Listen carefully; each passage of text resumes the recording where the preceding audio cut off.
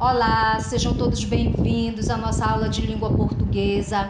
Hoje vamos dar continuidade ao nosso estudo sobre concordância verbal. O próximo caso referente a esse estudo seria quando o sujeito composto ele é resumido por palavras como nada, tudo, ninguém, cada um, ou seja, é quando esse sujeito ele é resumido por um pronome indefinido. Nesse caso, o verbo ele vai ficar no singular. Exemplo: flores,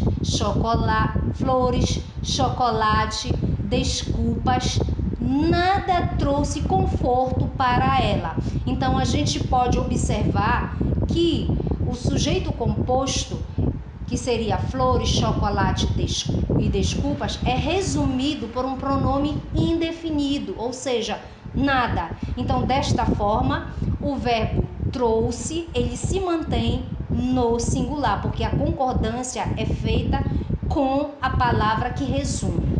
Tudo bem? Vamos agora para o próximo caso, quando o sujeito composto com núcleos ligados por ou. Então, quando o sujeito composto for unido pela conjunção ou seja, quando os núcleos deste sujeito for unido pela conjunção ou, há duas possibilidades de concordância. Primeira possibilidade, com o sujeito mais próximo, se a ideia for exclusão. Exemplo: o candidato da situação ou da oposição ganhará as eleições municipais. Então, a gente observa que a conjunção ou ela está ligando, tá, os núcleos deste sujeito composto, porém está expressando uma ideia de exclusão. Então, neste caso, o verbo concordará com o núcleo mais próximo, que seria oposição. Próximo caso seria com o verbo flexionado no plural, se não houver ideia de exclusão. Então, o verbo ele pode ficar no plural caso não haja ideia de exclusão. Exemplo: o fotógrafo esperou que um beija-flor ou um bem-te-vi pousassem na árvore. Então, como a conjunção ou aí não está expressando uma ideia de exclusão, então o verbo pousar se mantém no plural, ele vai ficar no plural, por isso que está flexionado pousassem, tá? Porque faz a concordância no plural. Outra situação é quando com sujeito composto com núcleos ligados por nem. Então, se os núcleos do sujeito composto eles estiverem ligados pela conjunção nem, a concordância dependerá da ideia que se quer transmitir. Então, vejamos algumas situações. Se o fato expresso pelo verbo se refere a apenas um dos sujeitos, a concordância é com esse sujeito. Exemplo: nem a seleção brasileira, nem a Argentina foi campeã da Copa de 2018. Então, neste caso, a gente observa que o verbo ir, ele está fazendo a concordância com um dos sujeitos, ou com a seleção brasileira ou com a seleção argentina, e não com as duas. Por isso, o verbo ele se mantém no singular, porque a concordância é feita com um dos sujeitos. Outra situação é se o fato expresso se refere a todos os sujeitos, a flexão, claro que é no plural. Exemplo: nem Ademir, nem Átila leram o aviso afixado na porta. Então, nós temos aí a situação em que o nem ele está ligando dois núcleos, tá certo? Dois sujeitos, porém agora a ideia de concordância é com os dois sujeitos. Por isso que o verbo ele permanece, ele vai para o plural. Então, por isso que ficou lerão, tá? Porque está concordando com todos os sujeitos. No caso anterior, não. Ele estava concordando com apenas um dos sujeitos. Outro caso de concordância verbal com sujeito composto é quando os núcleos do sujeito, eles são formados por verbos no infinitivo. E o que é que acontece?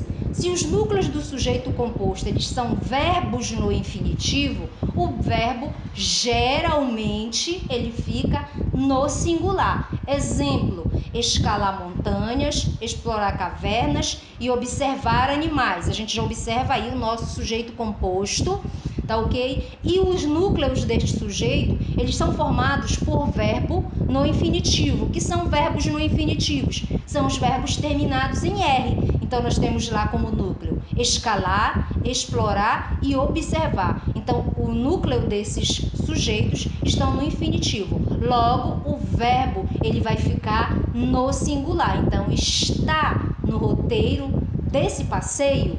Então, a gente observa aí que o verbo estar, ele vai ficar no singular, porque o núcleo destes verbos, desses sujeitos, está no infinitivo. Agora, vejamos os casos de concordância ideológica, que é um tipo de concordância feita com a ideia expressa por palavras ou expressões. Esse tipo de concordância é chamado de concordância de silepse. Então, no caso da concordância verbal, há dois casos principais de silepse.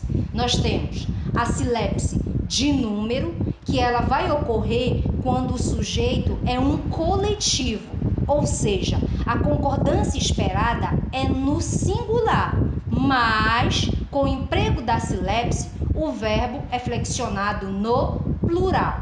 Então, temos como exemplo: mal o time entrou em campo, tomaram 2 cartões amarelos.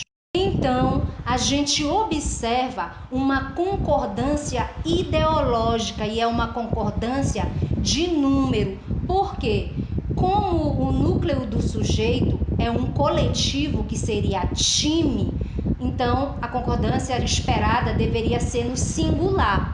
Mas ele vai estar considerando aí que o time ele tem vários jogadores, então ele concorda com a ideia da quantidade de jogadores. É por isso que o verbo, em vez de fazer a concordância no singular, ele faz a concordância no plural. Então seria tomaram, porque concorda com a ideia de time, do coletivo, do conjunto, e não com o que está expresso aí, que no caso um time, né? Então não seria a concordância com o coletivo, apenas com o sujeito coletivo, mas com a ideia do que esse sujeito coletivo representa. Em seguida, nós temos a silepse de pessoa. Ela vai ocorrer quando o interlocutor posiciona-se como parte de um sujeito de terceira pessoa. Exemplo: as alunas desta sala pedimos maior flexibilidade quanto ao uso de uniforme. Então, a gente observa aí que a interlocutora, ela se inclui no sujeito, ou seja, ela é uma das alunas desta sala. Então, a forma verbal, essa forma, ela leva o verbo, quando a interlocutora se inclui, ela leva o verbo para a terceira pessoa do plural. Então, por isso que o verbo pedir, ele se flexiona no plural e ele fica pedimos, porque a aluna se inclui, é como se ela dissesse nós. A ideia fosse essa, tá? Concordando com a pessoa, que não está expressa aí, apenas está na ideia. Outro exemplo: todos desconfiávamos das intenções deles. Agora a gente observa novamente que o interlocutor, ele inclui-se também no sujeito, que seria todos ali. Então, essa forma, ela leva o verbo também para a terceira pessoa do plural. Então, a concordância ideológica, ela concorda com a ideia, ou seja, não está expressa a ideia, mas está subentendida, tá ok? Então, a gente conclui a nossa aula sobre concordância verbal. Muito obrigada pela atenção e até a próxima aula.